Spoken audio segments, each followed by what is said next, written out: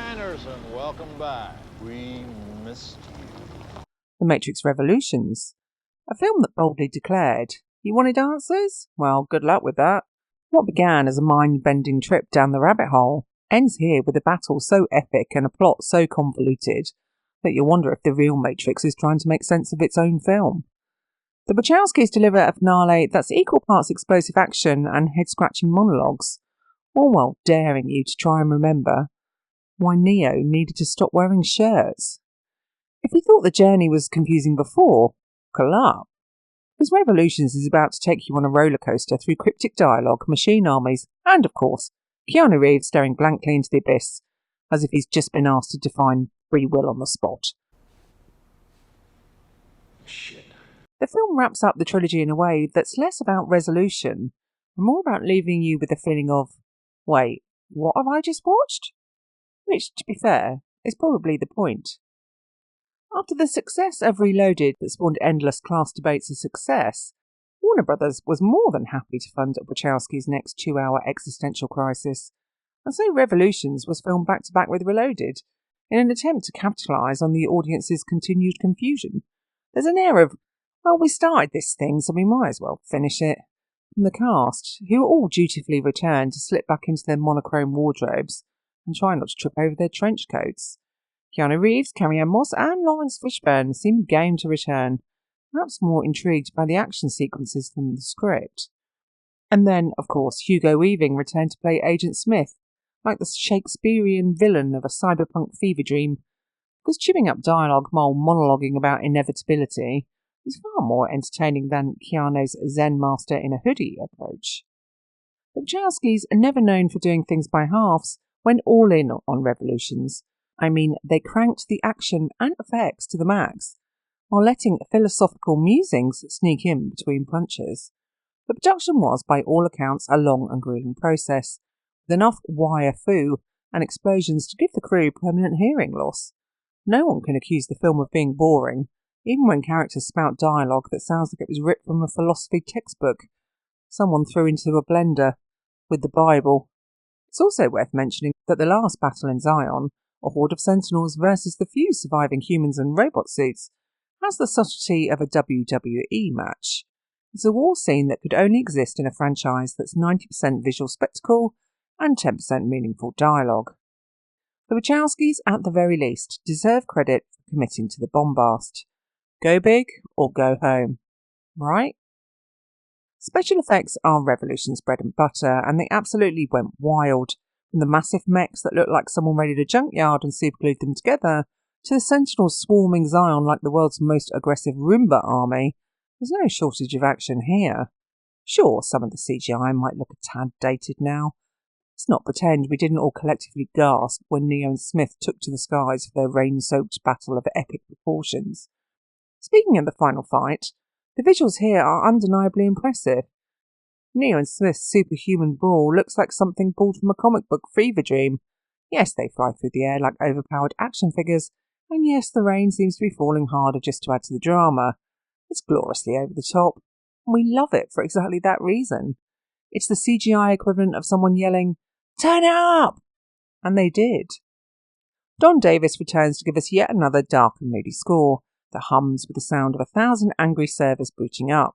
It's intense, foreboding, and exactly what you'd expect when machines are at war with mankind. The score elevates every punch and explosion, making the whole thing feel even more operatic than it already is. In fact, there are moments when you half expect the machines to start belting out arias. The sound design also deserves a nod here. Every gunshot, every clank of metal on metal, and every Sentinel screech sounds like it was engineered to shake the cinema to its foundations. The audio team definitely deserves credit for making the machines sound scarier than the actual script. The plot of The Matrix Revolutions kicks off with Neo stuck in a subway station, of course, between the Matrix and the real world. Yes, Neo, the supposed saviour of mankind, is left waiting on the platform like a commuter. But this is no ordinary subway. It's run by the Train Man, a programme with less screen time than the average Netflix cameo. But he's here to remind us that even in a dystopian future, public transport is unreliable. Meanwhile, back in Zion, the humans are preparing for their last stand. Morpheus wants the guy with all the answers. is now playing the role of hopeful spectator, because clearly giving empowering speeches is more his thing than actually, fighting. In a subplot no one asked for, we get a heavy dose of Bane, Agent Smith's real-world avatar, whose biggest achievement is mumbling cryptically while looking like he's got a bad case of indigestion. The real story culminates when Neo heads off to the Machine City for a showdown, offering to rid the Matrix of Agent Smith, who's now gone rogue and is about 5 minutes away from turning everything into his own personal virus-infected playground. Cue the ultimate rain-soaked showdown where Neo sacrifices himself in a Christ-like manner, glowing with enough light to make any film school students shout at symbolism. In the end, Neo saves both worlds, sort of, and we're left wondering if any of this actually happened, or if it was all a fever dream from too much leather. Who's in it? Keanu Reeves' Neo has officially transcended acting into a realm where his primary goal is to look confused and tired of everyone else's nonsense. His blank expressions have become so zen by this point it's like watching a man who's just too cool for mortal emotions. And you know what? It works. Neo doesn't need to care, he's the one. Everyone else can keep up or get left behind. Carrie-Anne Moss's Trinity, however, is the true unsung hero of the series. She delivers gravitas with every smouldering glance, and by the time her character's fate arrives... I can't go with you, Neo. Beautiful. In what can only be described as the worst road trip ever, you're genuinely gutted. She's the heart of this trilogy, even if they gave her about as much screen time as Neo's coat. Hugo Weaving's Agent Smith is at this point more of a force of nature than a character. He's upgraded from villain to maniacal programmer hell-bent on overwriting everything. And you can't help but cheer for him. His performance is delightfully unhinged, taking over everything in the Matrix with the grace of a theatre actor who's just found out it's his last night on stage. Lawrence Fishburne's Morpheus has a much quieter role this time, which feels like a missed opportunity. Instead of charging into battle, he's relegated to looking concerned, while everyone else takes centre stage. But hey, at least his faith in Neo remains unshaken, right? The Matrix Revolutions doesn't just tackle big themes. It grabs them, wraps them in a trench coat, and throws them at you like a slow-motion bullet. The concept of free will versus destiny continues to be hammered home, only this time it's dressed up in a lot of rain and dramatic lighting. Neo's journey ultimately becomes a question of self-sacrifice. Is he the one because of prophecy, or does he choose to be the one? And honestly, by this point, who cares? He's glowing like a messiah, and that's all that really matters. Agent Smith, meanwhile, is living proof that sometimes the biggest threat is just a virus that refuses to go away. His rebellion against the system is meant to show the dangers of unchecked power. Mostly it feels like someone gave malware a personality, and then asked it to monologue about life's meaning. The balance between man and machine is, of course, the central theme. This isn't a subtle exploration of coexistence. It's a war between humanity's inherent messiness and the machine's cold, calculated logic. Naturally, peace is achieved when everyone agrees to stop punching each other for 5 minutes. An optimistic view, but also one that feels like it was wrapped up quickly to avoid further plot holes. Revolutions was greeted with mixed feelings, like someone being handed a box of chocolates only to realise half are filled with toothpaste. Critics weren't exactly kind, calling it bloated and anticlimactic. For audiences? Well, they were mostly there for the action, the trench coats, and the sheer spectacle of it all. The box office numbers were nothing to scoff at, because if you invested in the first 2 films, you're going to shout for the finale, even if it's just to make sense of Neo's glowing exit. It pulled in a respectable amount worldwide, proving that even if you confuse your audience, they'll still pay to see how the whole thing ends. As for awards, let's just say Revolutions wasn't exactly an Oscar darling, although it did have its share of technical nods for the groundbreaking CGI and sound design. Ultimately, the film's commercial success was more about tying up the trilogy's loose ends, rather than rewriting history.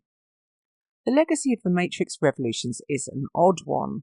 On the one hand, it cemented the Matrix trilogy as a definitive sci-fi landmark, a cultural phenomenon that influenced everything from fashion to fight choreography.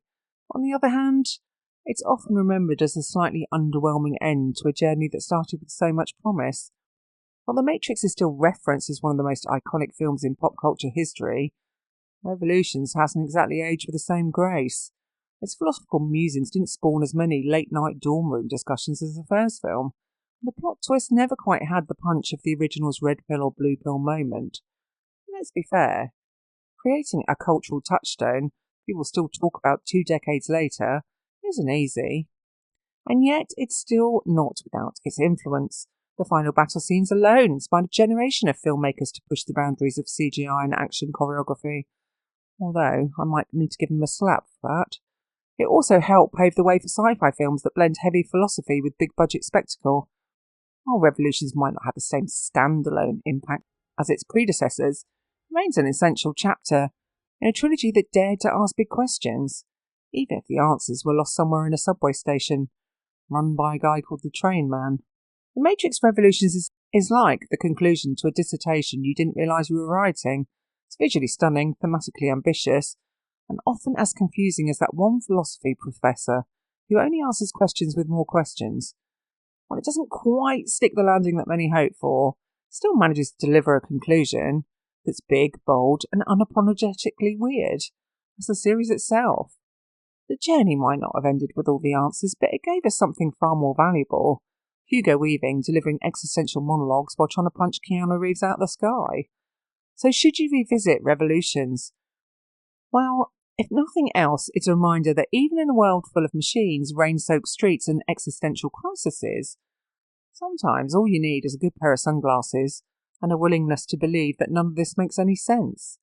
And maybe, just maybe, that's the point. Now, as we prepare to dive into The Matrix Resurrections, here's your mission. Take the red pill, hit that like button, and drop a comment with your favourite Matrix moment. Or, if you're feeling particularly deep, your most confusing one. Don't forget to subscribe and turn on notifications so you don't get lost in the algorithm. You wouldn't want to miss what's coming next. Or are you already trapped in the Matrix? There is no spoon.